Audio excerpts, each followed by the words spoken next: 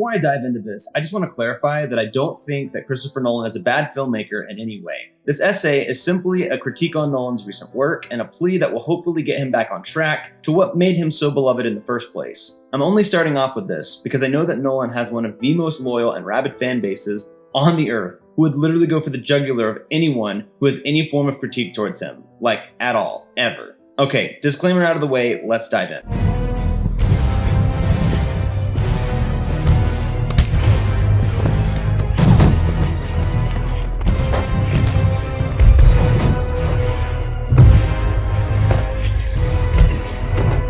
So much like all of you watching this, I was extremely excited for Tenet before COVID hit. So naturally, again like all of you guys, I was even more excited to finally get to see it once it finally dropped back in August. And I was honestly very disappointed by it. Now, despite all of the heavy coverage that it was still getting in the press and on film Twitter, all building up until its release, I still was excited and looking forward to it with an open mind. I was heartbroken when I left the theater. Tenet, just like all but one of his films that he's made since inception, is a bloated, convoluted, and self-serving mess. And I strongly believe that Nolan needs a financial flop in order to bring him back down to earth. Now, let's start from the beginning. Take a look back to the very start of Nolan's career, and then skim over it in its entirety until now. What is the one constant that he has maintained throughout his entire career? It's the fact that this man has not had one single flop at the box office. Ever. Like, seriously, think about it. Now, not all of his films were financial home runs. Some were just moderate financial successes. But not a single one of them has flopped or even struggled to break even.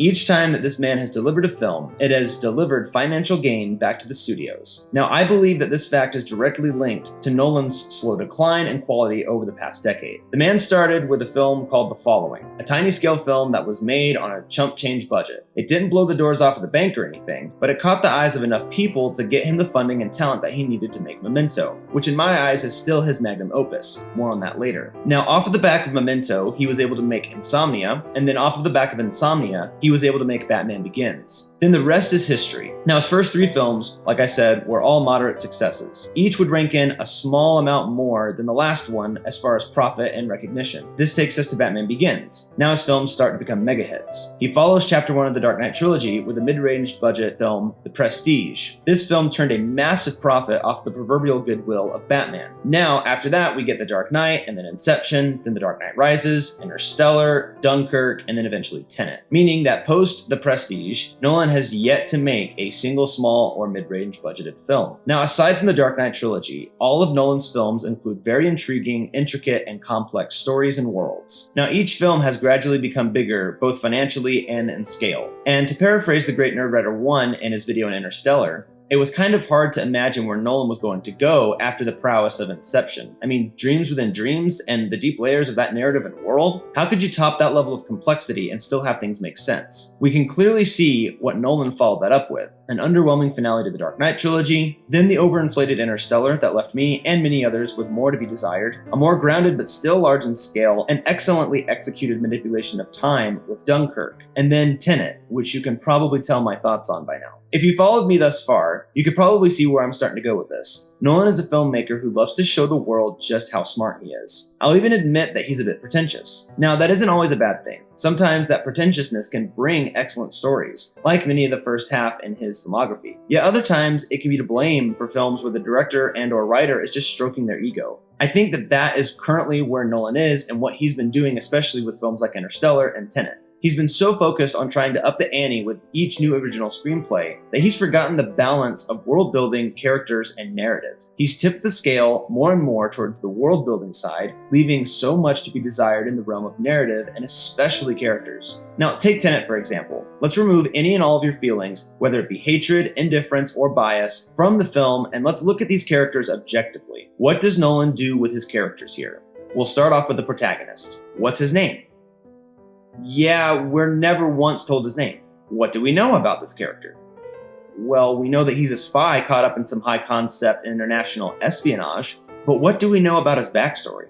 What do we know about his personality, his traits, his desires? The answer to all of these questions is either absolutely nothing, or, without getting too deep into spoilers, something that just ends up being skin deep. This example alone, along with countless others from both Tenet and Interstellar, are damning evidence of Nolan's severe lack of character building and depth in his recent work. More and more, he's showing us that he favors lengthy exposition and further complicating his worlds and concepts rather than dedicating that time to building and deepening his characters. This right out of the gate is a huge problem that needs to be addressed. It doesn't matter how cool your concepts are or how well constructed your filmmaking and action scenes are. If you are not taking the time to set up characters for your audience to care about, then you make it impossible for them to care about your movie. I'm constantly perplexed by the amount of people who still go see his movies and then constantly praise it. I mean, I'm not criticizing or putting anyone down who loves what Nolan is currently doing. I'm just saying that it confuses me how so many people can just give so much praise to movies that have no character depth. In both Interstellar and Tenet, I found it impossible to care for any of these characters, which in turn made me not care for these movies as a whole. Which is a huge shame because both of these movies are technically proficient marvels of technical filmmaking on a massive scale. That kind of technical prowess should not be wasted on lacking stories and characters. Moving on to the story, that's just another area where Nolan has been recently dropping the bomb. Again, in favor of exposition and concept complexity. Interstellar has a simple enough premise. In a near semi-dystopian future, we follow a crew of astronauts who venture into deep space in search of a new inhabitable world. Now, answer me this. Why does a film with this simple of a premise need a nearly 3-hour runtime?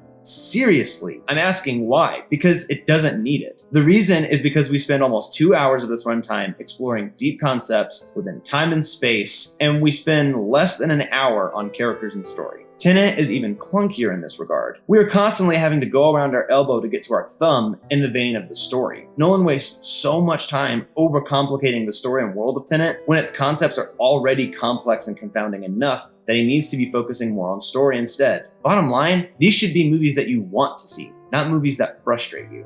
Now, what do I want from Nolan? I want him to go back to his roots. When most directors reach the point in their careers adjacent to where Nolan was post-Inception, they're either forced to regroup and back down the scale to reinvent themselves, or they just continue to upscale and mostly tarnish their filmography. A similar example with the same principle to this is Steven Spielberg. After The Color Purple in 1985, he made Empire of the Sun, The Last Crusade, Always, and Hook. Empire of the Sun and Always both struggled to break even at the box office. Hook was a financial success, but was viewed by many critics and now by many audience members as his worst film. And then that leaves you with The Last Crusade, which was a hit and well received. But that's just one film amongst 4 in a near 10-year gap, with almost the exact same critical statistics as Nolan's current trajectory. So how did Spielberg climb out of this slump? Well, he did it with Jurassic Park and Schindler's List in the same freaking year nonetheless. Now, neither one of those films really scaled things down from what he was previously doing, but both of these films are films that reinvented who he was as a director. The point that I'm trying to make here with Nolan is that I want him to do the same. Now, remember back when I said that Memento is Nolan's magnum opus? I will die on this hill. Memento was made in an extremely small budget, and these limits forced Nolan to flex his creative muscles in the best way possible. The result is an extremely creative narrative structure, characters, motivation, and concept. It is Nolan perfectly executing all elements of filmmaking and storytelling, and it's done so well that the film is captivating every single time that I watch it. The reason why I say Nolan needs a flop is because I don't think he's going back to basics and reigniting his early days style of storytelling on his own volition.